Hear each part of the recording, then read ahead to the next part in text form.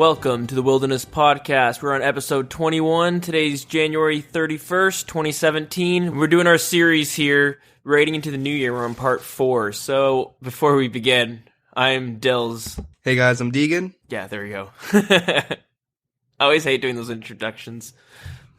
Fucking weird, man. Anyways, moving on. How was your week? Pretty good, got a lot accomplished. I'm feeling pretty good about this week, even though past couple days I've been pretty sick. I got a pretty mean head cold. And I'm about to hit the peak. I think tomorrow or the day after I'll be at the worst of it, and then by next week I should be okay. Little scape overload? Yeah, I think so. Then the grind was just too much for me. Your brain just broke. Yeah, maybe I'm just getting cancer from going on the subreddit too much. That's a possibility. Yeah. But how about your week? Same old, pretty dull. Yeah, I feel you. What did you do on RuneScape? Let's hear it. So, last week I was talking about doing my quest cape, and I had, 45 or something quests to do, and I ended up getting that done by the Friday, so... Holy fuck, that's 12 quests a day? Yep. Something like that. I was averaging over 10 a day, and, pretty much what I did was, I, did all my schoolwork for the next couple weeks. I got so much shit, and I got really far ahead in a lot of my stuff. Just because I have nothing to do while I'm down here, and so you know what, might as well do that, and I can just focus on skate and just see what I can crank out in a week or two, just if I know life it. And yeah, I got a quest cape. I got a couple of random levels. I have all requirements for my music cape, and damn, I don't know if I'm gonna go. Yeah, it's basically you have to unlock every quest to get the music cape. Yeah, right? Some of them are locked. There's a bunch locked behind Monkey Madness 2. Yeah, so there it is. Yeah, so I had to go and get 70 agility, 65 thieving, and I needed one other thing. I forget what it was though. Oh crap, I don't know. But yeah, I ended up getting all my requirements for music cape, and then I went and did I finally started doing hard diaries and stuff. So I got my easy, medium, and hard Kandarian diaries, or the Kandarin, nice. Whatever you want to call it. I forget what I needed that. I got that so I could get 70 agility a lot quicker, because the hard. Man, I'm so behind in my diaries. I think I've only done Varrock diaries. I think really, I've done little bits here and there. Well, you just get them done as you play, so I didn't really even do them. But Mm-hmm. I've just been lazy, and every time I have a goal in mind, diaries aren't usually in it. Yeah, I find doing the diaries is just a super quality of life. Yeah, you're right. There is a quality of life. So I'm pretty sure I probably do have a lot more than I think, because I'll find something that I really need that'll be really beneficial, and then I usually crank it out. But still, I'm level 105, and I still have just mediums. Just one medium done, I think. Yeah. The rest are all easies, 2 or 3 easies. Yeah, I got a couple easies, one, I guess 2 mediums, then a hard.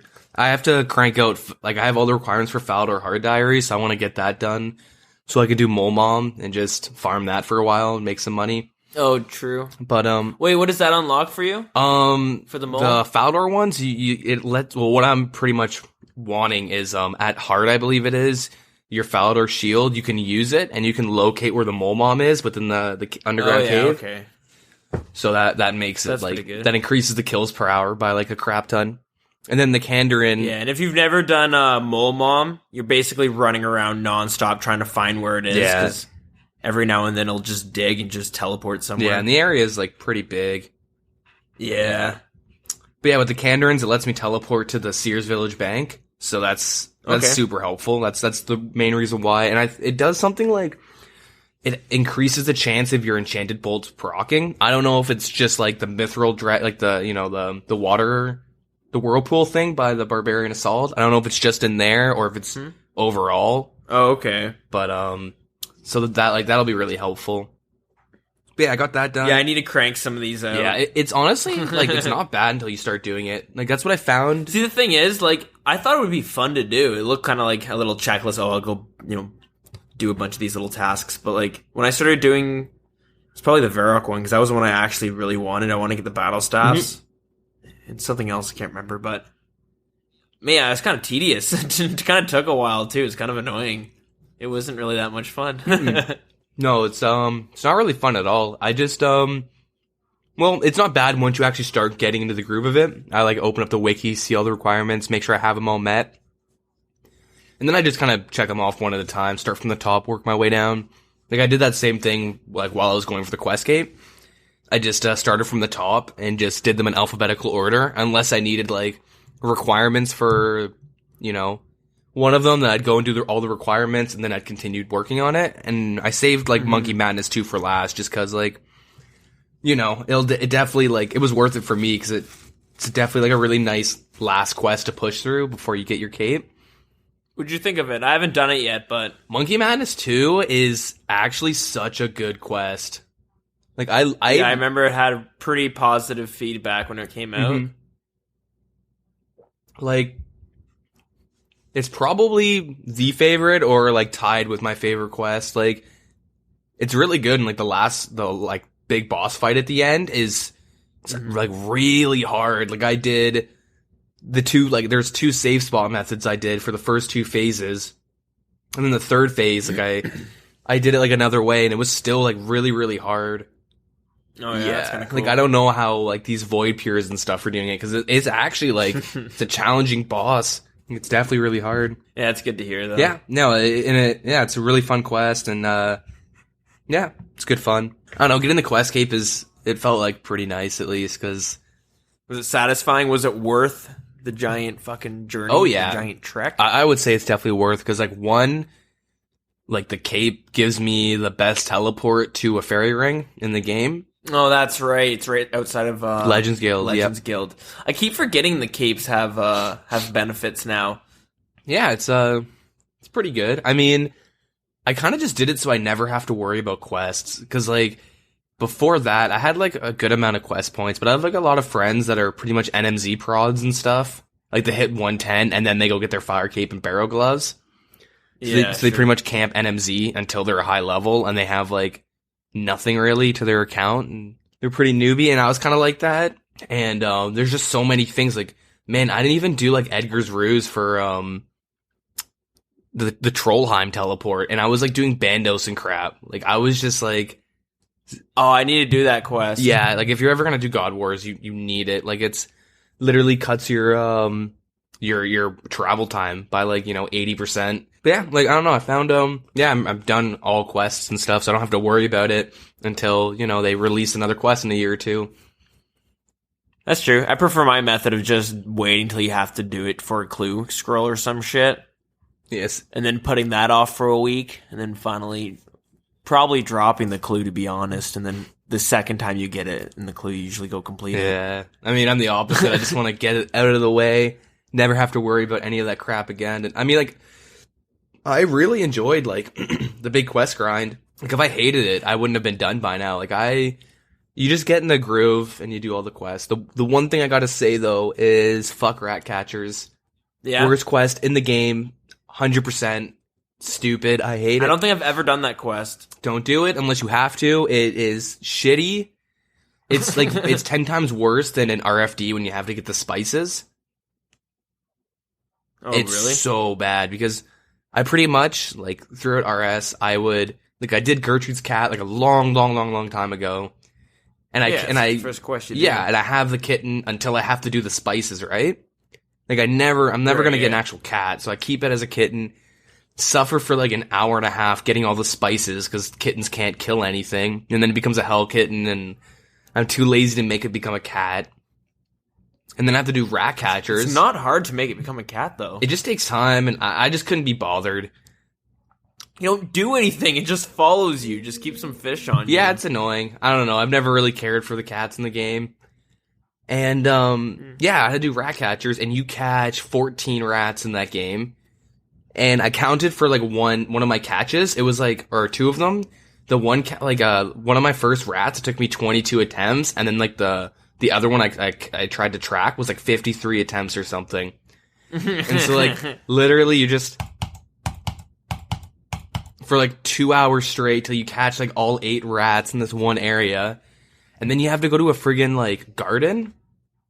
You have to like go to this castle, and the guards are super buggy, and if you mess up, I had like 2 or 3 guards teleport to the entrance and constantly keep jailing me and teleporting me back to the entrance. So I literally just had to like leave the area and come back, and they see you through walls and shit. It's so buggy and annoying. Sometimes the guards just stand still for like 10 minutes and they teleport. Like, it was so frustrating.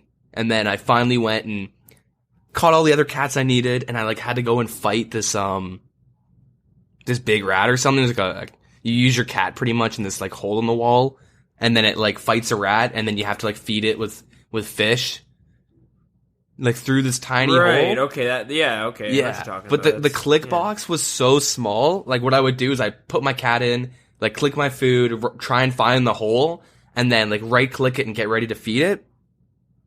And it got to a point where my cat got hit like 3 or 4, or my kitten got hit 3 or 4 times in a row, and I couldn't find the hole in time, and it died. So I had to go back and get another cat and redo the whole fight. Okay, well, that just sounds like you suck. It was awful. But like up until that point, though, it was like, I think I spent 3 hours on that quest. Like, more time than I did on Monkey Madness 2. Well, you had a kitten. You just... It's awful. If you had that kitten out the whole time you did the quest, it would have turned into a cat. I did. I had my hell kitten out the second I started the quest.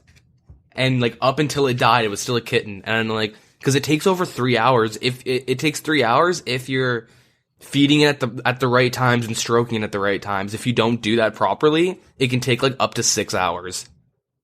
Yeah, you just do it when you're like fishing or some shit. It's awful though. I don't care enough about kittens.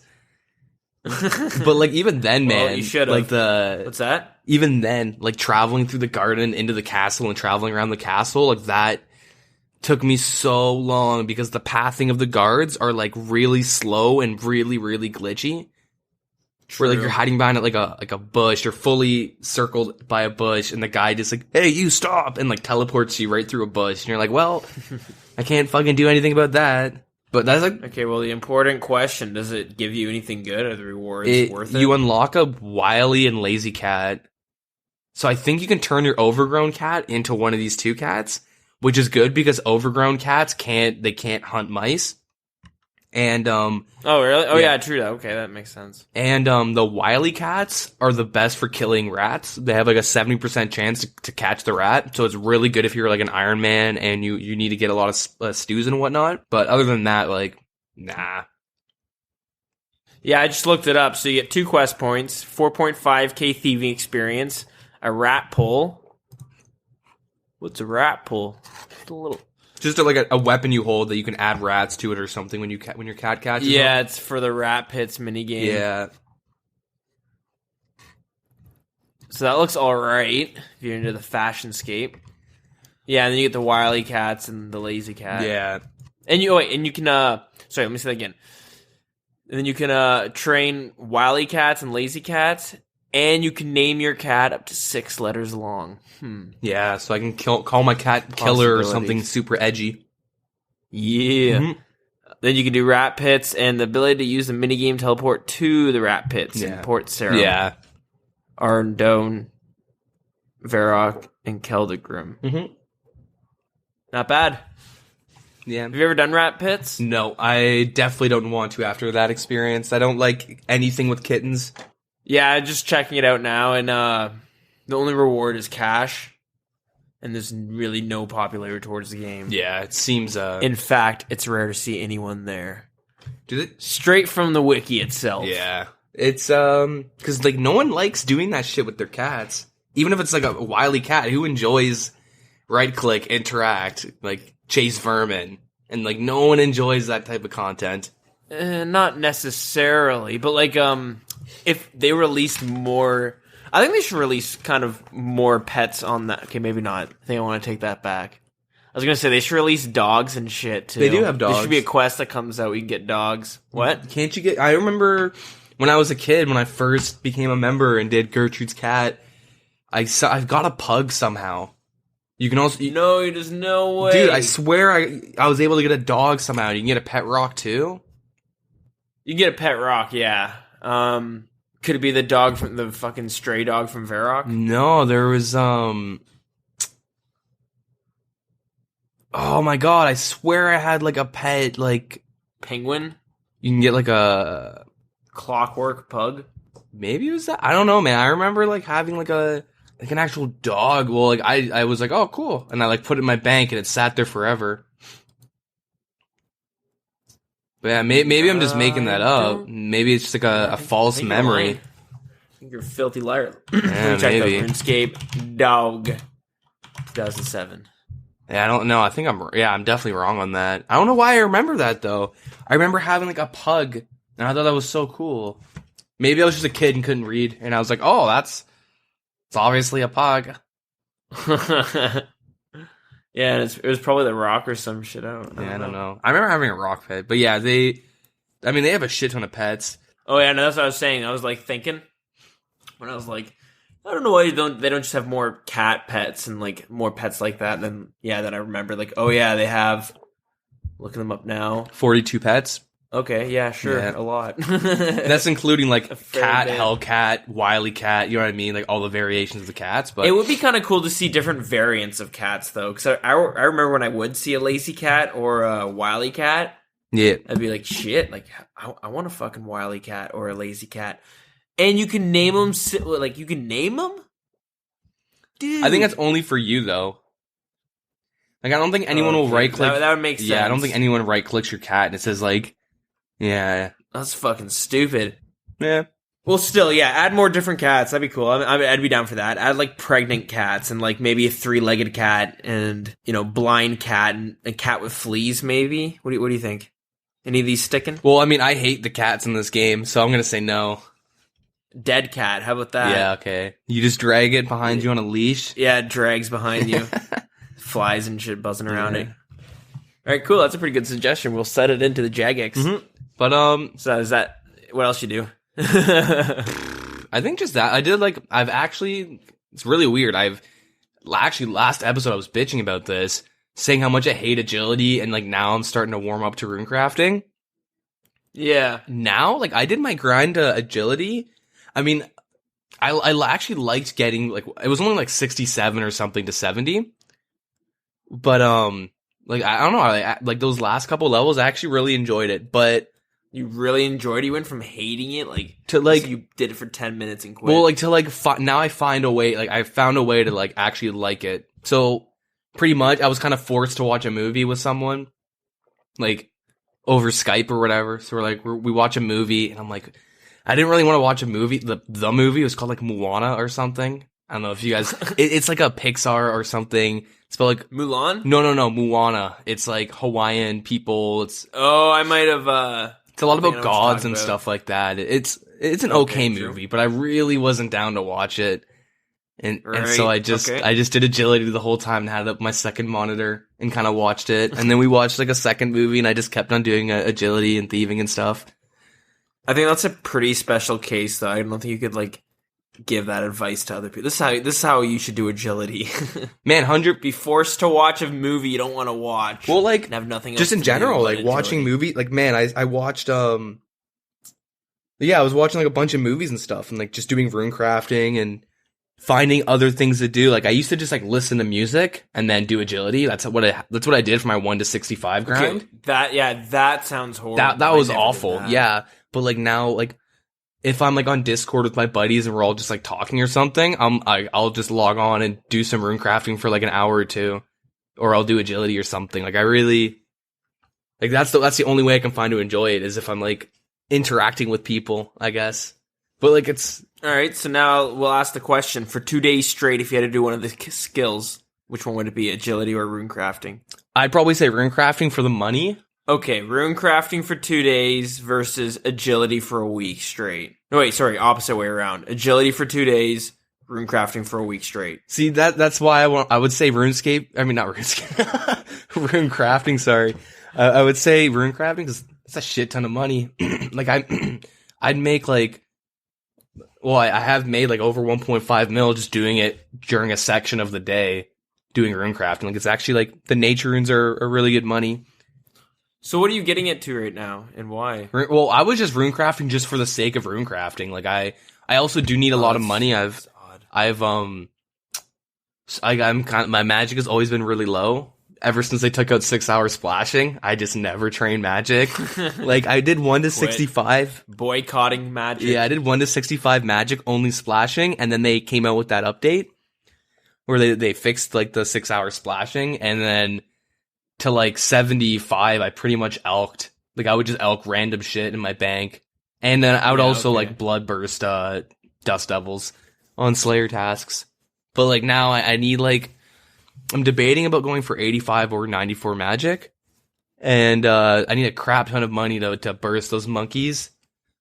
So, like, I pretty much sunk all my bank into burst casts and stuff. You're doing the exact same thing I did. Yeah, like, I need it, though. Like, if I get it to 85, I'm just thinking, like, if I spend, say, 15 mil getting it to 85, I'll just do Zalra for, like, 2 days or something and make all that money back. And, like, I'm gonna bounce, like, I gotta get it to 85 ASAP, and then... I definitely recommend getting it to 94, though, because Ice Barrage and Vengeance are fucking amazing. And now they came out with, like, a little update a bit ago that we didn't mention, but they changed Bandos' magic level to 80. So, apparently people are Ice Barraging it now. They sit in a corner and they Ice Barrage Bandos, and they can get, like, a lot of kills per hour solo. And they can sit there for, like, over 3 or 4 trips, apparently. Huh, that's weird. Yeah, so that's, like, ridiculous. You, like, I don't know if they fixed it by then, but someone was telling me that that's what they've been doing for the past, like, couple days, and they've made so much money. And, so I kind of want to do that for that as well, but also, like, because my Magic right now is only 78, and if I do Zalra, I have to just only range it. Which is fine. I don't mind doing that, but the kills are like 3 minutes plus. Like, it's really slow. True. And even if I bring Magic with, like, I've tried bringing it with, like, full Magic bonus, like the Mage's Book, the Swamp, Trident of the Swamp, like a Cult Neck, like everything I could bring for maximum Magic. And, yeah, like, I still splash on it all the time. And I don't like having to, like, you know, focus on the range aspect. It makes it really slow. So I just want to be able to crank out a bunch of money. See, I'm the opposite. My range is a lot lower than my mage. I don't know. The only times I train range now, for the most part, is if I'm using a cannon. Or if I'm killing something that there's no other way but to range them. So, like, yeah. Yeah, I feel you. I mean, do you know what's your range level right now? I think it's 83. Okay. Yeah, that's not too bad. Something like that. No, it's not bad, but the only times I would level it is when I wanted to power. Okay, I power leveled it a bit with chins just because I wanted to kill Zalra, and, like, it was way too low. And then the rest are coming all from cannons and shit. Mm-hmm. Yeah, I feel you. But yeah, like, recently I've been just killing Brutal Black Dragons, which it's a shitty way to train it, and it's, like, really slow. Like, I did it for, like, a few days, not straight. I only played a couple hours each day. Yeah, but I would check the experience gain, and it was like 40. Oh, dude, it's such bad experience, but good money though. Yeah, it is. Yeah, it's really good money, and I mean, yeah, I see, like, a lot of pures and stuff doing that. Like, a lot of pures that have, like, 43 magic or 43 prayer. I mean, they'll just do that for, I don't know, fun or to make money on their pure or something. It's pretty good. Yeah, all you need is basically range and prayer. Yeah, exactly. And there's a prayer altar really nearby, so if you don't want to waste prayer potions, you don't have to bring them. You can kill one, go up and pray, and then come back down and kill another one. Yeah. So, yeah, that's what I was doing all week, just killing Brutal Black Dragons. And, how much have you made from it? Have you calculated it yet? Quite a bit. Like, quite a bit for how long I've been there. I know I'm saying I've been there for a couple days, but, you know, I don't always have that much time to play RuneScape, so a couple days could be like 4 or 5 hours, right? But anyways, so the real reason I'm actually killing Brutal Black Dragons is to get an elite clue scroll, because I'm still trying to get master clue scrolls, completing those to get my construction to 90. And I'm just been trying to experiment with different ways to get the elite clue scroll, because it's kind of a pain, and I guess I get kind of bored sort of easily. Like, grinding out Zalra, I can only do it for so long. I think because you need to kind of concentrate a bit. At least I do. My account's I'm not good enough to be able to pay attention to Netflix while I do Zulrah. So yeah, I've been doing Brutal Black Dragons, and the money's been pretty good, but I don't know exactly how much I've made because I've sold some of it before because I was bouncing between Brutal Black Dragons, Lava Dragons, Barrows, and Zulrah, and then I was kind of selling things in the mix, and then I realized I'm just gonna stick to Brutal Black Dragons for a bit because you can make some bank there. So I got one tab right now, like 1.5 mil, I think. Yeah, Brutal Black Dragons are like the most AFK-able out of like all of those. Yeah, and the funny thing is, like, I'm always seeing people bitching about being crashed and shit, even in like the worlds I'm in. Yeah. But like, I have no problems finding a room. Literally, someone will crash me, and then I'll hop, and then it'll just be like a room with like one other person in it. And I'm just like, what the fuck? Yeah, dude, people are like so lazy. It's like, let me sit here, and it's the worst when you get that lazy person and then a really stubborn person. And you end up with like 6 people in that one room and they're all fighting over dragons. And you're like, well, I mean, I'm just going to go to like, world like 362 and look, there's no one here. Okay. That was a quick solution. And you just continue. Yeah, basically. I basically just told you what my week on RuneScape was. Those 4 things, I think. I want to say like, I think Barrows might be the fastest way to get the clue scroll. No, it's not. It's Lava Dragons with the Ring of Wealth imbued. Barrows, I believe it's something like 1 in 125 or maybe 1 in 200. Oh, I could be, or maybe it's like 1 in 50 or something. I don't know, but when I was like comparing them all, Barrows does like take the longest. Yeah. I think because you're doing like the chest itself takes like 10 minutes or so to get to. Yeah. 5-10 minutes. So yeah, then Brutal Black Dragons and then Zulrah and Lava Dragons were my other 3 that I kind of were gonna settle with. Mm-hmm. Zulrah, I gotta pay too much attention, and I get really tilted when I die. So like when I say tilted, I mean like I don't die too often, but I'll get the one death where maybe I got cocky and wasn't paying attention. Yeah. And then I die, and then I'll go back again, and I'll pay 100% attention, and then I'll just die because I just get fucking just frustrated. Yeah, I feel you. So, doing Zulrah, it is annoying too. Just run back, get your gear, go back, get your food, come back, finally fight him again. Yeah, you're doing things on repeat, and then after like just doing that on hours on end, you just like, alrighty. Yeah, exactly. Moving on, I guess. So, yeah, then lastly, so I've been, Lava Dragons I found were the best to get them. Yep. And the Ring of Wealth, when you have it imbued, it cuts clue scroll drops in half when killing things in the wilderness. Okay. So yeah, it makes it really quickly, I guess. It makes it happen really quick. Yeah, and like I can kill Lava Dragons pretty fast. So basically all I do when I go in there is bring Ring of Wealth, Anti-Fire Shield, and Toxic Staff of the Trident of the Swamps, I think. Is that what it's called? Yeah, Trident of the Swamps. And then just kind of kill that and kind of pay attention. But the problem with that is it's so easy to die. Like, you have to watch the mini-map like mad. Yeah, wait for those PKers to log in under you or something. Yeah, sort of. Now, here's my problem, is I've been doing it in a PvP world because so far I've had a lot of good, like, luck in the PvP worlds within the wilderness when killing, like, bosses and other shit like that. Yeah. But at the same time, if I were to get someone to kind of like attack me, I'm kind of fucked. Because even if I were to be able to get out of somewhere to teleport, like I'm just going to teleport back into the world, like somewhere where someone's going to be able to PK me. Well, that's why you would teleport to like Camelot, because the teleport in Camelot's safe. No. That's not how I roll. I bring the glory because the glory doesn't take up a space for an inventory. Yeah. And you can teleport at level 30. So bam. Yeah, that's true. Couldn't you do Ring of Dueling to Castle Wars?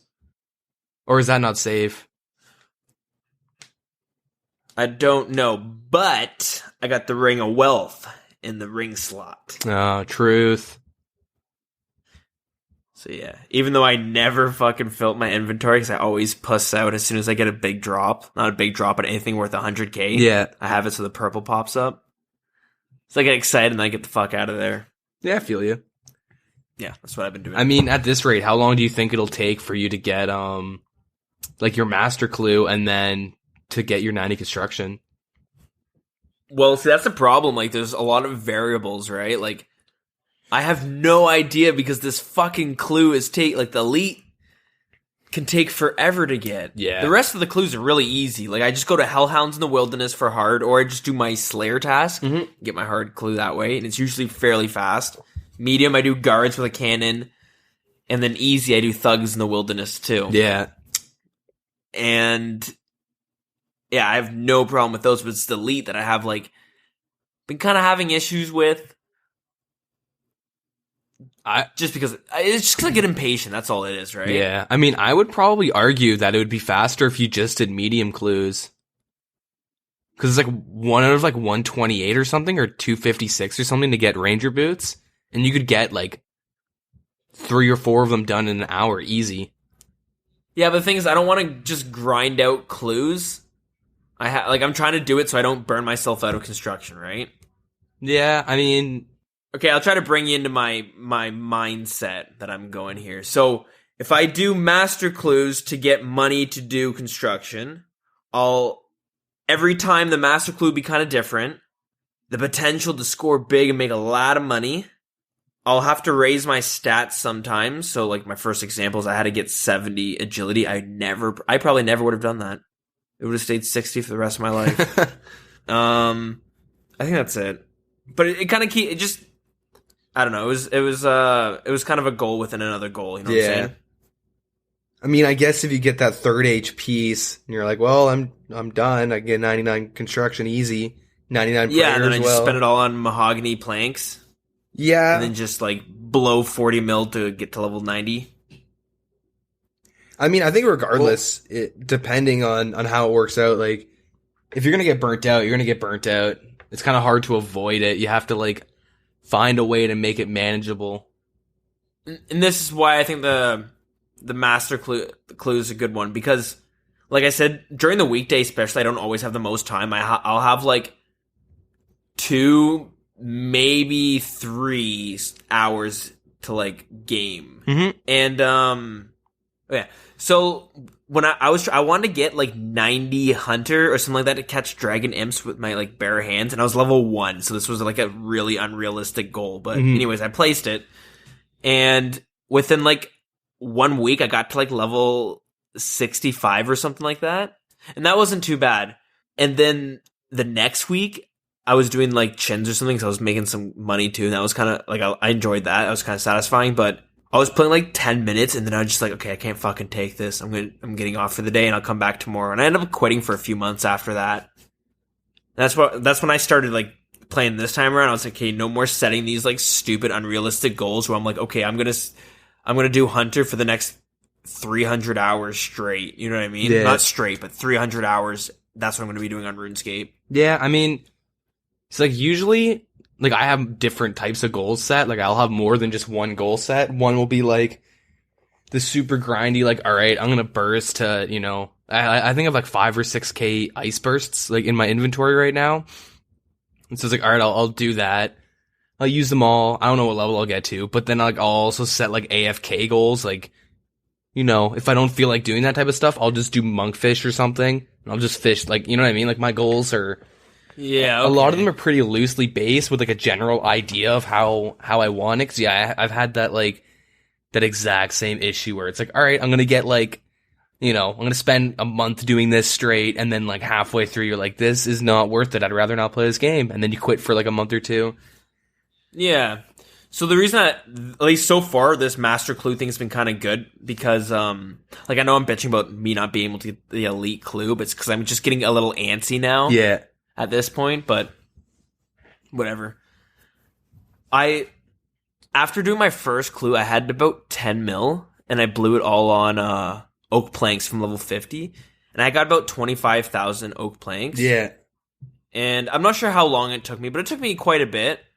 But I guess I was getting close to the burnout point, but once I finished. Yeah.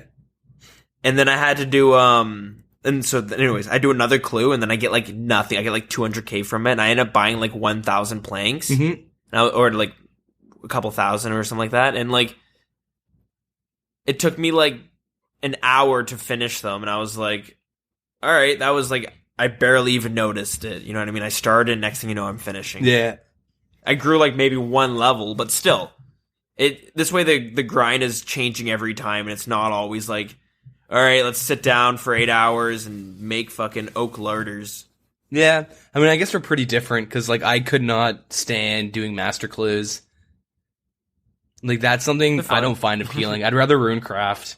You know what I mean? Well, I mean, like, I've only done a couple right now, but, like, I'm sure if I did, you know, like, 50, and I got nothing from any of them, and it was just, like, not good money at all, then maybe I'm not gonna... My opinion on them is gonna change. Mm-hmm. But I mean, you could fish. You could fish or like woodcut for all your clues. 'Cause I think you can get. I'm pretty sure you can get elites from fishing and stuff, from skilling and whatnot. Yeah, so that is the plan, but only when I'm doing something else. Like, let's say I'm playing, you know, another game. Because I just bought Vermintide on the PS4. I don't know why I bought that game. I had no idea what it was. I just saw it and it looked cool. Yeah. So I'm gonna might play that tonight. But anyways, yeah, that's how I'm going to get the clues, is through woodcutting if I'm doing something AFK. But besides that, I'm going to do something, I don't know, make more money from, I suppose. Because this way, like, by the time I finish my master clue, I'll have like another 3 mil on top of it just from all the loot drops. Yeah, that's true. Yep. But, yeah, no, let's stop with this ramble. Let's move on to the news, shall we? Yep. Alrighty, where should we start? Where do you want to start? Do you want to talk about the little controversy? That's where we're going to start, I think. Yeah, we could just start alphabetically and talk about the AHK ban. Bam. There it is. Yeah. So Auto Hotkeys, a program, got banned. It's a program? Yep. Right? Yeah, okay. Because I know you could write scripts for it and shit like that. Mm-hmm. And that's where the gray area and controversy came. Yeah, so pretty much what AHK was, it's like, you can reprogram your keyboard to certain buttons to do mouse movements and mouse clicks for you. So people would use it to, you know, pretty much do things way more efficiently than you could ever do with just your mouse. And they had a rule, like, in the beginning where you can use it as long as it's like a 1-to-1 ratio. So, like, I would hit 7 and it would do one movement. Yeah. And, you know, kind of keep it fair, because everyone's excuse was, well, what if I have a disability? Yeah. And they're kind of like, well, all right, fine. And so, but what they found was a lot of people were really, really abusing it. And like a lot of people in like a lot of the top skillers and experience or efficient experience or whatever, efficient hours play, like those guys that are really, really obsessed with efficiency, like automelogy and whatnot. Sure. I don't know exactly with him. I think he was using it legitimately, but there's a lot of people that would have like coordinates set up so you could kind of do your thing, and then you'd hit like, you know, let's say 7, and it would teleport the mouse to where your deposit all button was. And so you were able to just rip through your bank in like within half a second. You know, people like abuse the crap out of it for rune crafting, where they'd hit 5 buttons and they'd have full rune essence, and they'd have like all their pouches filled, and like they're already running to the bank within like, you know, within a second. Where for me, it takes me, you know, doing it as efficiently as possible, it takes me like twice the amount of time. And yeah, like a lot of people were just abusing it and finding like little loopholes, or straight up just ignoring their, you know, their rule of a 1-to-1 ratio. Mm-hmm. And so they kind of just said, all right, like, no, that's it, no more auto hotkeys. And then shortly after, they also banned OS Buddy mouse keys, which is like, mouse keys is like the default program that comes with your Windows computer.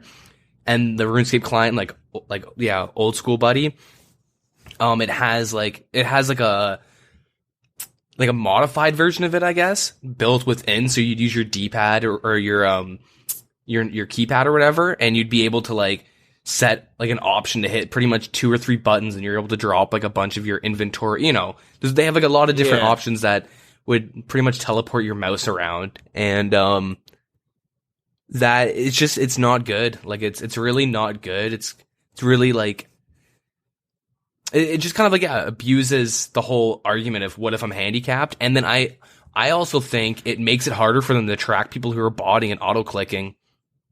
Yeah, and I think like that's a big problem, is like allowing the OS Buddies mouse keys. You're gonna have people being like, well, why is that allowed in AHK like auto hotkeys is not. You know what I mean? So like, sadly, like I did use the mouse keys for OS Buddy, and it's kind of sucks. It's gone, I guess, but whatever. You know what I mean? I mean, you can use your mouse keys on your Windows operating system or whatever operating system that it comes with that you have. Yeah. And I think a lot of people were saying like, well, why the hell is this a thing? And I think a big thing is with the mouse keys on Windows, your mouse doesn't actually teleport. It's slowly, or, you can actually like increase the speed, but it moves the mouse in like a 4-dimension way, right? Like up, down, left, or right. It doesn't just teleport the mouse. So, the inputs that, Jagex would be seeing is like a mouse going straight up, straight to the left, and whatever. And like that, like they obviously should have that. Like that's fine. I think the fact that the mouse is teleporting around, like, I mean, I used it too, right? And I use the mouse keys on Windows when I'm doing things like thieving, so I can just click the plus button, and I'm just, and I'm thieving off of whatever. Oh yeah. And like that's fine. Like they have no issues with that because, crap, man, the amount of obvious people that are botting when I was like picking the Knights of Arty, yeah, it's definitely a lot more honest than that. It just kind of saves my wrist a little bit, and yeah, I think a lot of people are really upset, and I don't know, like, what's your opinion on this whole thing? Well, I have a question first. So you're saying they banned it because it teleported your cursor? Well, that's not the reason why, but I think that's one of the big reasons why. They never specified that. Okay, they never specified, so... Well, I was going to ask then, how is, like, tablets or laptops with a touch screen interface? You know what I'm saying? Yeah, see, like, exactly, right? That's one thing, but I think, I mean, computers, like, come with that, right? Like, I think a friend has a video of him doing that, and people get mad at him, just saying, man, why do you have a friggin' iPad or whatever, or a tablet to do that? You can just use auto hotkeys, which is, like everyone, they kind of want everything for, they like, give me this, give me that. Oh, like I want to have all the benefits of everything. Like, and like, I don't think the teleporting mouse is like, I don't think that's their final reason, but I would assume that like, limiting the amount of people that are doing that does help them with catching people who are actually botting and using auto clickers and whatnot, because it is pretty well known that they do have an issue with that. I mean, everyone knows how hard it is for them to catch people, but this is kind of one of the steps they're making, I think, to make it easier. And, like, so, like, what are your opinions on this whole ban? Do you think it's, like, justified? See, auto hotkeys always, like, kind of tiptoed a fine line, you know what I mean? Yeah, exactly. See, the thing is, I'm split, because I did use mouse keys, and it kind of, like, it's not that big of a deal, to be honest. There's, like, not that many things that I'm trying to think of that's, like, well, fuck, I'm never doing that again. Like, I'm never really trying to speed drop iron ore or anything like that. Yeah, but I mean, if you wanted to, you could do it with ease. Hit 5 and 2 over and over again, and like, boom, there's a whole line. There's 7 inventories or whatever, or 8, I guess, dropped. I'm so confused. What? Like, for dropping, right? You have like mouse keys. You could just hit 2 buttons over and over again, and your mouse would go straight down the line and drop everything. Yeah, you couldn't do that now, though. No, I mean, you have to do it by hand, which is... Yeah, that's what I'm saying. Yeah. So that's what, like, I'm not going to be doing that, so I'm not that, I don't really care. Yeah, it doesn't really affect you from your day to day. So, yeah, so, like, anyways, my opinion on the auto hotkeys ban, like, I know they had to do it. I'm like, it makes sense. I'm glad they did, because before they left it vague, just so that they can kind of... Here's the line we put, like, we didn't really tell you where it is, you can kind of guess, and, like, you're banned just because, like, not one-to-one. Yeah. But, and it was basically what I'm trying to say is, like, they eliminated that gray area of what's legitimate and what's, like, illegitimate or, like, illegal in the game. Yeah, like, abusing a macro or something. Yeah, because now we just know, plain and simple, it's, all of it's not, is not allowed in the game. Yeah. So... Yeah, it makes sense. It's just, I don't know. It's hard to say, right? Because, like... I mean, you never really used it, so it doesn't really affect I'm you. gonna can I say that whole part again? Yeah, we'll start again, yep. Okay, so, like... my opinion on, like, the mouse keys, Yeah, I didn't use it too much. I mean, I did use it, but there's nothing too much that I'm not going to be able to not do anymore because mouse keys doesn't exist. Yeah. You know what I'm trying to get at? Yeah, you weren't reliant on it. Yeah, but I know why they had to do it, because now, like, there wasn't really a line before. It was basically like, 1-to-1 ratio. Just keep it at that and we're cool. Yep. So people are kind of like tiptoeing around that line, but now there's like, now we know where it is. It's like, no, you're not allowed to use AHK at all or anything, right? Mm-hmm. Now this is why I'm split too, because there's a lot of things and a lot of people will argue in RuneScape when it comes down to skill or like putting in the hard work, and a lot of things in RuneScape are just comes down to it being tedious. You know what I mean? Yeah. And you're always looking for people who are trying to get around something that's just annoying and a pain in the ass to do, right? Yep.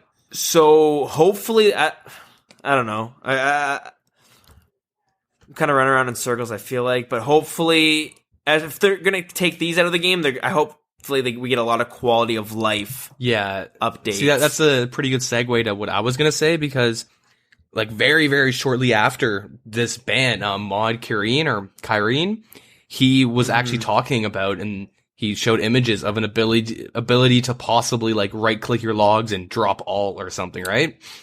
Like, yeah. Okay. Exactly. I do remember seeing that. Yeah. So they've been talking about just improving the interface and the convenience of the game as a whole, because like the average person, like if someone's listening right now and they're like, man, I could have, like, what? I could press a button and teleport my mouse to a certain location. How come I'm upset I never got to use that. It's like, well, I mean, they're not going to give you the ability to do that, but they have already pushed out a bunch of quality of life things that like I haven't really used until recently, like the ability to add like a fill all, and you have bank holders.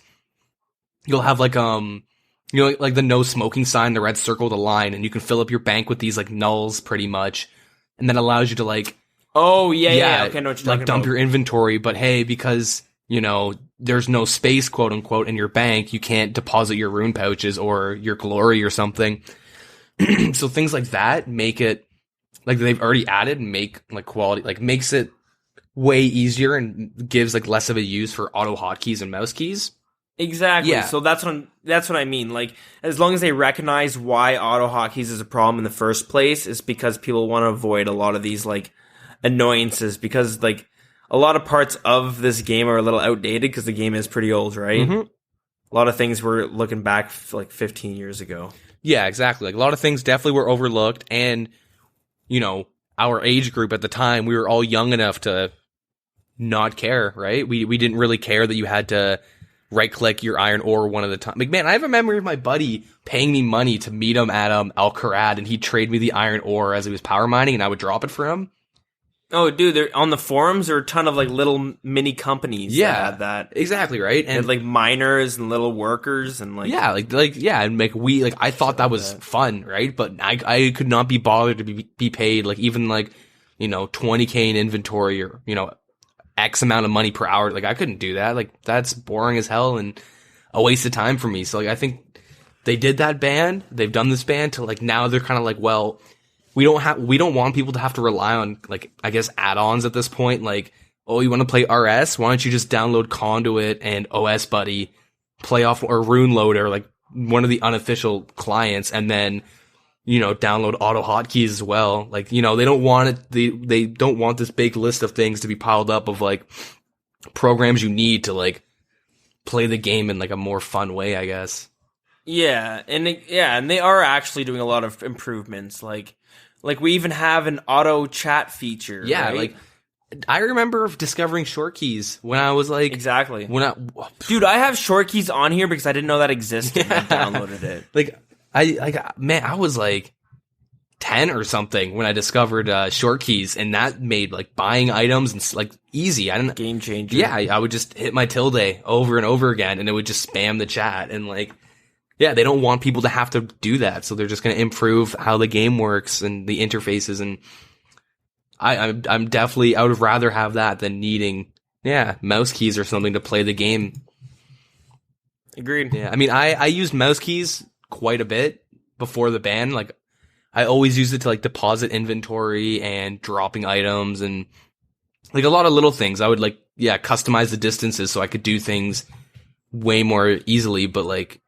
I'm not too upset with the ban. I'm pretty fine with it. Yeah, it makes sense. And I just want to like finish off by saying I think all the people that are really upset with this ban are people that they abused it, right? Oh, true, probably. Like even if it's like a coordinate, which that had like a lot of controversy around. Like yeah, like the people that are really upset just were probably abusing it. We should probably move on though. Yeah, let's move on. Okay, and continuing on, and I guess furthering the quality of life topic, but we're going to include prayer scrolls in a quest.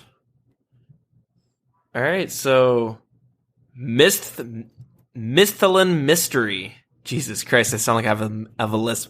Misthalin. Say that. Misthalin? Misthalin. Yeah, it's definitely a weird word. Anyways, new quest, Misthalin Mysteries. It's both free to play and pay to play. So basically, and you must have just done it, right? Yep, I did it. It's the Halloween event, so yeah, pretty fun quest. I mean, yeah, it is a pretty cool quest. Pretty unique. Yeah, pretty unique. It's pretty quick.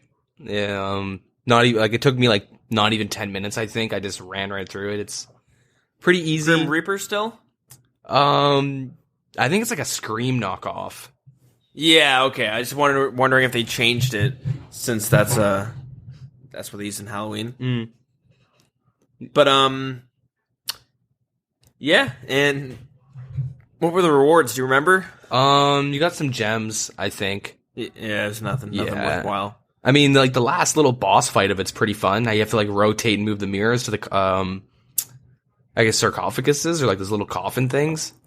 Yeah, so that's what I was talking about that last week with the puzzle and the raids with the crabs. Yeah. Where you have to fucking bounce the orb off them. Yep. It's kind of similar. But anyways, we get that. Now there's a new graceful color, a new graceful recoloring. Oh, really? Dark blue. It looks pretty badass. How do you get this? It matches the agility cape. You get it from Pirate Jackie the Fruit, found at Brimhaven Agility Course, and it costs 250 of those tickets. Yeah. Oh, that's pretty cool. Yeah, cool. That was the first thing I ever did in members, and I remember I did that for like a month straight. I think that's all I did. Yeah. And I loved every minute of it. Yeah, I haven't done that since like 2004, 2005. Dude, fucking I remember getting that up to like level 47 or something. It was like my highest skill. Like I got my agility at 47. Yep. And my membership ended, and that's all I did. And like I had my little group of non-members friends and like people I knew in real life and shit. And they were like, I'd always brag about how I had a member skill at level 47. It was my only member skill at 47. They're like, "Whoa, dude, you're a member and shit." And I was like, "Yeah, one time, boys. One time I was." Yeah, back in the day. Yeah, that's pretty cool. Cause yeah, I've Yep. Yeah, I my next little goal I think is to get like all the Zia houses max favor so I can get the recolor of Graceful. Yeah, they look pretty badass. Yeah, for Fashionscape and whatnot, and yeah, it's good to see like another recolor come out. Yep, cool, and it looks really good too. Yeah. So moving on the trend of cosmetics, now male Armadillo armor will show less skin. Okay. All right. It just looks less feminine, I suppose. Yeah. Because before we fucking had like your belly, your midriff exposed. Yeah, I see your little treasure trail. The Max Fire Cape now features an unmoving version of the texture found on the Fire Cape. Yeah, I wonder why they did that. Yeah, I don't know. When they first released I first saw pictures of it in game of like the Max Fire Cape or whatever. It looked really dark and not that nice looking. True. Yeah, so hopefully they fix that. Update. They smoothed out some sand at this Piscarius. Okay. They smoothed out some sand at the Piscarius area in Great Corrend. Is that sand crab area? Yeah, I think so. They smoothed it out though, so now it's not going to look unsmooth. Not bad. The battle staffs, Steam, Mist, and Dust, the ones that got released with the Slayer monsters. What is it? The Rare Encounters update? Yeah. So now, I guess they were too short before, but they got extended a bit. So Yeah, I always found that odd. I don't know. I never really noticed it. I don't see too many people with them, I guess. Oh, truth. Yeah, okay, so now they look longer. So now the prayer spells, Rigor and Augury, got split into 2 separate prayer scrolls. The Dexterous scroll unlocks Rigor, and the Arcane scroll unlocks Augury. So I guess the kind of reason they did this was to level out the price of both of them. So Yeah. I'll just say what they said, their explanation for it. So given that Rigor is considered substantially more useful by a large majority of players, the price of Augury being tied to it made the cost outweigh the benefit for an overwhelming majority of players. With this split, Augury will be more accessible to those players who would like to make use of the prayer, and the cost will be more representative of the actual value of the prayer. So I'm going to pull them out now. We'll see the difference. Yeah. Yeah, I don't know. I think that's definitely a good idea because, yeah, if I'd gotten the prayer scroll ever and I was actually going to use it, I would have definitely just thrown it on Rigor. So I never really found like the magic equivalent, I guess. Well, I mean, it's probably useful, but I think as a whole, you'd be using Rigor a lot more. Yeah, no, you definitely probably would. So right now, the price difference is Dexterous Prayer Scroll. That's the range prayer. I'm sure that's obvious. It's 115 mil, basically, rounding up a little bit. Yeah. It's 113 mil. Okay, we'll say that. And the Arcane Prayer Scroll, magic, is 40 mil. Wow. Yeah, that's a big difference. So yeah, you definitely see they wanted to separate it a bit. Yeah, doesn't really make it. I don't have an opinion on it. So they've also increased the drop rate of prayer scrolls within the raid. So the way they said it here was, we have now made both prayer scroll rewards from raids twice as common. So both the prayer scrolls are both twice as common. Yeah, hopefully that'll help fluctuate, I guess, the price of them, because they're ridiculously high. Yeah, but the raid is still, I'm still going to say it's still fairly new. Oh yeah, right? It's yeah, going to take some time for it to sink a bunch. Yeah, give it a year or two, and yeah. Yeah, Deegan, take over the other news parts. My mouth's fucking dry as shit. Yeah, no worries. So they've made an update to untradables in the wilderness and PvP and whatnot. So it used to be before, if you just died below level 20 wilderness, your items would be dropped. And the player would, be able to just get money instead of just, because you can't loot someone else's void. So now what they've done is just, if you were to die now, those untradables are just in your inventory. So I believe that's what the big change was, and it doesn't... Oh, and then you don't have to go back and pick them up. Yeah, and it doesn't affect the loot that your opponent receives. It's maybe just to prevent some sort of, rag issue, because I know, a year ago, I think it was Emily or some girl streamer went out to go PKing, and a group of people just, kind of ragged her, and they killed her and then camped her fire cape or something for 20 minutes until it just disappeared, for an hour or whatever, until it disappeared. So I guess, that won't ever happen again, but yeah. Yeah, that's kind of nice. Yeah, okay, yeah, that's a shitty thing to do. Yeah, but if you're still above 20, the items are just gone. You won't get your full void if you die at 33 wilderness or something. Yeah, exactly. And then just random little changes. There was a cap with the twisted bow and the chamber of Zarek, the raid, and they removed that. They changed the costume room in your player owned house, so now you can store all your graceful sets. And Jonas, the owner of the Shiloh Village Furnace, he now has a coffer where you can just put your money in and he'll take payments out, so you don't have to waste an inventory slot, I guess, using his furnace. The Khazard Warlord, that was for, I believe, Trinome Village quest or something. It is, now an individual spawn for players, so that's a pretty big change, especially, when Deadman mode comes around again. People won't be trying to steal each other's warlords, and, yeah, you'll be able to get down that quest a lot faster. You had that problem with an Iron Man episode. Yeah, I remember that.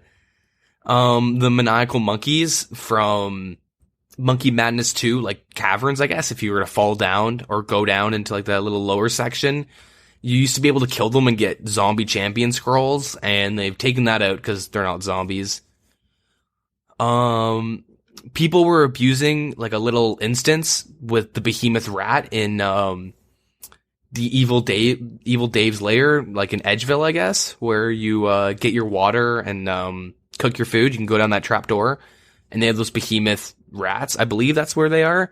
People were like getting skulled, and then they'd throw themselves into that instance area, and they'd fight the rats, and kind of wait out their skull timers. So they fixed that. True. Like now they're updating the timers within the raids whenever you finish a floor, so a little quality of life there. The last boss, Olm, when you're entering that area, there's now like a quick pass option, so just to save you time, I guess. It's a lot harder to like leave raids by accident, or because people were accidentally leaving like their clan chat, and then they would kick them out of the raid. So now you have to right click to leave clan chat. So that'll save you some wasted time, I guess, in the raid. And if you leave the raid by accident before you actually collect your rewards, the raid items will go into like a private storage for you. And if there isn't space in there, it just kind of gets dropped on the floor at your feet. So yeah, that's pretty nice. And the player-owned house armor case you can now put your ancestral robes and your corrupted armor in there. So that's pretty cool. I like that a lot. And if you log out during teeth farming now, it saves your score section, but you can't like. Oh, that's so huge. Yeah. When I was grinding out teeth farming, that happened. Like I DC, and like that was game over. Like you'd waste 30 minutes. Yeah, it won't like protect your crops that you've planted, but still, yeah, it's still like a really big quality of life change. Because you have to grind out a bunch of crops before you start getting points. And the worst thing is like it takes you like two rounds of crops before you start collecting the points, right? Yep. And if you DC, then you basically just wasted time because you have to enter back in and do those 2 crops again. Yeah, exactly. And with how the servers have been recently, it's good that they added it before everything's, because the last 2 days servers have not been that good. A lot of issues for me at least. But anyways, they did like some like little bug fixes, like the Vespula room. There was like accidental blocking that could happen, and they fixed that. And you can now pick up your gourd vials. You can grab like a full inventory at once, so that saves time. You don't have to click a million times. And that's the majority of it. Like, yeah, private storage unit in Quita Mortem, I believe that's how you say it. You have to use a bank entry or bank pin entry now, implying you have a pin. But yeah, that's pretty much it. Yeah, a lot of quality of life and little bug fixes. It's Yeah, I'm glad. I hope they always tackle on these quality of life fixes, and they should constantly be seeing, like, we should constantly be seeing tweaks. Yeah, going on with like these newer items that come out and like trying to fix them till they're perfect. Right? Yep, and I really do like how they're improving the player-owned house armor cases and the costume room, because I have to make a costume room because as of right now, I think I have like 30 pieces of cosmetic gear or something. I actually had to drop a lot of it. Oh man, I didn't even realize that's gonna be an awesome place to store a bunch of that shit. Yeah, like I actually had to drop like my zombie gear and my whatever the random event is from the pheasants and stuff. I had to drop like a lot of that because by the end of my yeah, no, I don't even take it because of that. Yeah, so like but I don't have the inventory space. Yeah, costume rooms pretty OP, and you can now you have a reason to have more than one graceful set. Because you can store everything. That's pretty badass. Yeah, it's definitely pretty nice to see. Awesome. Before we move on, do you want to take a little break? Yeah. I need to get some coffee into me. Yeah, I feel you. All right, we'll be right back then.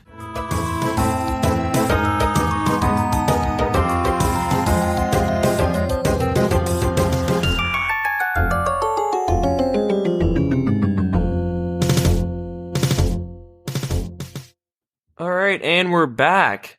We're back from our 24-hour break, isn't it? Yeah, a little bit of a break.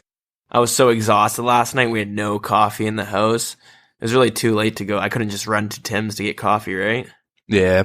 So we had to shut that shit down for the night. But here we are back again. Let's talk about the raids now, because I think we're finishing up with the bosses, the final segment. So we're gonna go through all the bosses and basically the fight. Yeah, explain the mechanics kind of and exactly. And before we start, I just want to give a shout out to I want to recommend the video I was actually watching to get a lot of the information, because on the wiki and just all the other sources I was looking through, it was hard to get. You had to use multiple sources to gather all the information from the raids. I guess it's a little too soon. Yeah. But right now, this is definitely the best guide going out. So the name's Dark Puppetar to Enchant on YouTube. So yeah, I definitely put a lot of work into it. So deserves some views over there. Anyways, so let's start it off with Tecton. Do you know any of the boss fights? I kind of do. I have an idea of some of them. Okay, cool. Well, hopefully you'll be hearing some of this new, so you can give your opinion on it, I guess. I don't know. Your 2 cents. All right, so Tecton. He's the dude with the sword as one hand and the hammer as the other. He kind of looks like a rock-looking dude. So when you first walk into the room, you'll see him hammering his sword on an anvil. So the fight will begin as soon as a player basically steps a little too close into the room, too far into the room. He'll just start the fight. In the 4 corners of the room is fumes of smoke that will damage you if you're near. Don't stay. You don't really have much of a reason to go near them, so pay attention. Tecton has extremely high magic and range resistance. So stick with melee when you're killing this boss. And pray melee throughout the whole fight, because he's going to be using melee for the most part. Tecton will be 2 different colors. It's between orange and red. So if he's orange, that just means he's weak to crush attacks. And when he's red, he's weak to stab attacks. You want to fight Tecton on the opposite side of the room from where his anvil is. And you kind of... the strategy everyone's pretty much using, create a circle around him, all right? You kind of blocking his path towards the anvil, because periodically he's going to try to walk to his anvil, and he'll get there from time to time most likely. And when he does, he's going to heal himself 10%, and during this, it's kind of like a little animation. He'll be invulnerable, and he's going to be shooting out sparks from his hammer. So the sparks are going to shoot out to where players are standing, spread out, and just kind of walk back and forth so you don't get hit on the tile. If everyone's running around crazily, you're probably going to end up hitting teammates and shit, right? So each time Tecton comes off the anvil, you basically want to lure him away from the anvil as far as you can, right? Yeah. I'm assuming it's to get more damage when he walks back to the anvil? Yeah, basically when he walks, and maybe you can have a chance to block his path a bit and shit like that. So, yeah, basically just do that and repeat until he's dead for the most part, right? Yeah. So is it safe to assume that the Hasta is the best weapon for him because of the crush and stab weakness? Yeah, it's pretty good. Another one is Verax as well. A lot of people are using Verax. So, yeah, pretty straightforward fight for the most part. Okay, we're going to move on to the next one. Is Vespula. Vespula is the beetle-looking thing. All right. So when you get into the room's going to consist of Vespula, an abyssal portal, and some grub on the ground, like 3 larvae. When you first start the fight, Vespula will be in flight. Okay, so it's highly recommended to protect from mage and to use ranged attacks during this part. Be aware that Vespula can also poison you, and the tick damage starts at 20. So have an anti-venom or some anti-poison potion or the serpentine helmet. So with the grubs, they'll have a health bar that'll be ticking down just throughout the fight. Basically have one person who's running. There's going to be these an item on the ground that's a blossom that you can kind of pick up. Have someone grabbing them and running them back to the grubs to feed them. If the health bar gets down to 0, it'll hatch a bug, and it'll hatch a Vespine soldier, which is going to heal Vespula, and it'll also heal the portal. Once Vespula reaches 20% health, she's going to land on the ground, and at this point, she can only be damaged with melee. So have one person tank Vespula while the rest focus on the portal with ranged. Vespula will eventually regenerate and take flight once again. Repeat until the portal is destroyed, and you will win. And repeat until the portal is destroyed, and you defeat the fight. You defeat the boss. Next, we're on Vanguard, which is 3 different monsters. They look like oysters and shit, and they'll shoot out, like, some of them will have, like, tentacles and shit that'll pop out, okay? So in order to defeat the Vanguard, you have to damage all 3 of them evenly together. If any of the individual Vanguard monsters get away, like, if they're not in between 20% of each other's health, all 3 of them will heal to full HP. Each Vanguard will attack with a different combat style and is also weak to a different combat style. The one that looks like it has rocks on it, it attacks with range and is weak to melee. One of them will have tentacles coming out.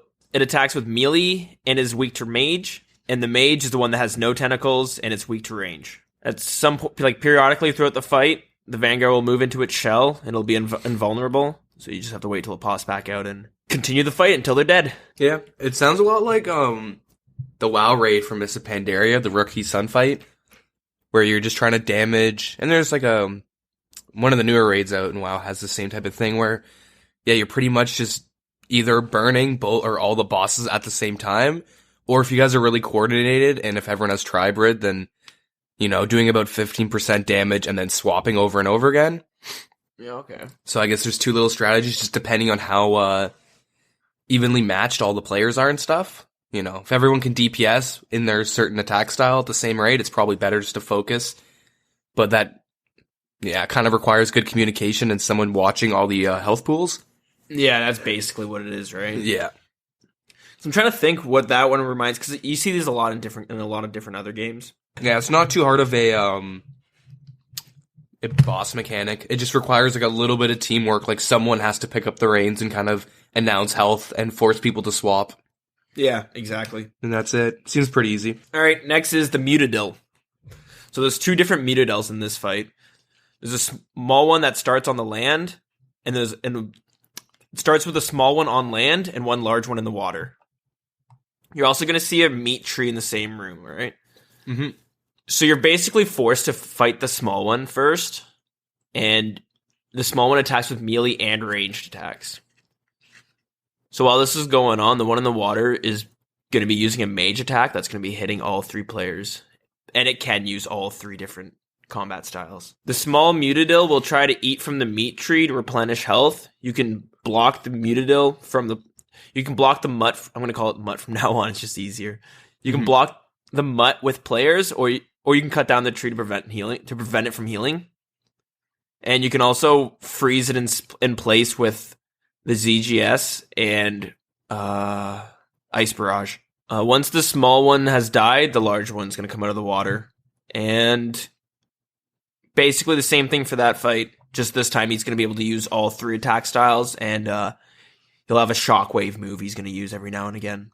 Okay. Oh, and yeah, that thing looks like it's like a crocodile, dog, turtle looking thing. It's supposed to be like a mix between a dog and a crocodile. Huh, that's kind of weird. That's the mutt. Yeah, the Mutadile, I guess. That's how it... Yeah. Next, we have Vasa Nisterio. I might call it Vasanistro, because I've been calling it that for a long time now, and I had everything, like all my notes are written Vasanistro, and then I realized I made a mistake, so they're all just like crossed out and shit. Yeah, you can just call it Vasa or something. Yeah, I'm just saying. I might call it. Anyways, when you first enter the room, there's going to be a pile of rocks on the floor. There'll be a small animation where it's going to transform into the boss. Once that's complete, the fight begins. Vasa Nisterio will teleport players and deal percentage-based damage, and it can kill you during this. So I was trying to do like research for this and figure out what the damage is based off of. It's still up for debate. People don't really know. Mm-hmm. But they think it's based on percentage-based health on your whole team, because it can basically one-hit you. There's a chance that it could. I was seeing it hit like 85s and stuff. Jesus. So yeah, that happens. Protect from range is recommended during the fight. Vasa Nisterio will start walking towards a crystal. You're going to see crystals, like 4 of them in the room. So she's going to start walking towards one. Once he reaches the crystal, he's going to start to heal. Basically, once he starts healing, destroy the crystal as fast as possible. And once the crystal is destroyed, he will teleport players and kind of do that attack again and repeat until the boss has been killed. Alright, and now the last one is the Great Olm, the final fight. So the Great Olm is always the last boss of the raid. Every time, and once you get there, you know it's over once you finish them. So the Great Olm has between 3 to 5 different stages, depending on the amount of players are in the party. In this fight, you're going to be fighting both of his hands as well as his head. Like, they're going to be appearing over a ledge. You'll be fighting from there. So when you're looking at the Great Olm, the right hand is weak to melee, and the left hand is weak to magic. And the head is also weak to ranged. Prey Mage is recommended throughout this fight. So, one of his hands is going to be casting magic attacks and can cast some magic spells. I don't want to say it's the one that's weak to melee in case I'm wrong, but I'm pretty sure that's the one. That's usually the best one to try to take out first, but occasionally it's going to cast a healing aura on the hand, and the damage you do to the aura is going to end up healing it. So I'm assuming when that happens, you switch hands? Yeah, I'm guessing. Yeah, I don't know what else you would do, right? Yeah. So yeah, and throughout the whole fight, Praying Mage is recommended. Once both hands have been killed, you will have to dodge falling rocks as well as lightning. Alright? The Great Olm has 3 different phases of attacks it's going to use. Crystal, Acid, and Flames. Crystal bombs will appear and explode in a 5x5 square. Move away from the bomb to avoid damage. Pools of acid will appear. Just don't stand in it, but a player may also be chosen to spawn pools of acid where they stand. The strategy used is to turn on walk and kind of just walk around your teammates or walk under them if you don't like one of them. For flames, the Great Olm will shoot 2 lines of fire with 1 tile in between, kind of meant to kind of trap a player in between them. Water spells can be used to put out a tile of fire, and this would be used to let a player escape if they're stuck in there, right? And part of the also flame phase, players will shout one of 2 different dialogues. Burn with me, and I will burn with you. To put it simply, you'll take damage if you're standing near someone of the opposite dialogue. The strategy, basically, what you're going to want to do is spread out and have one of the groups just go to the opposite side of the room until the end of that phase, or until the end of that part of the phase. In each stage, the Great Olm will also have a new attack he's going to use. There's a total of 5, so I'll go through them. Number 1, crystals will spawn underneath. Just click 1 tile off, because they'll do damage in about 3 ticks. So click off as soon as possible, just 1 tile off. Number 2, 2 players will pair with each other, both having a white... 2 players will pair with each other, both having a white aura. The closer you 2 are, the less damage you guys are going to take when the Great Olm teleports you to. Number 3, a player will receive a red aura. Crystals will fall directly on you and any other players. A strategy is to walk in a straight line, avoiding other players. So it's kind of the same as the pools of acid. Number 4. Lightning bolts will move in a straight line, damaging and disabling your prayers. Number 5. Great Olm will shoot out 3 different orbs that damage and disable prayers. The 3 different orbs are purple, green, and red. And when he shoots one, he's going to say a dialogue in chat.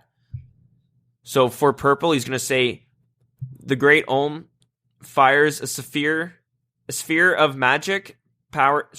The Great Olm fires a sphere of magic power your way. Your prayer has been sapped.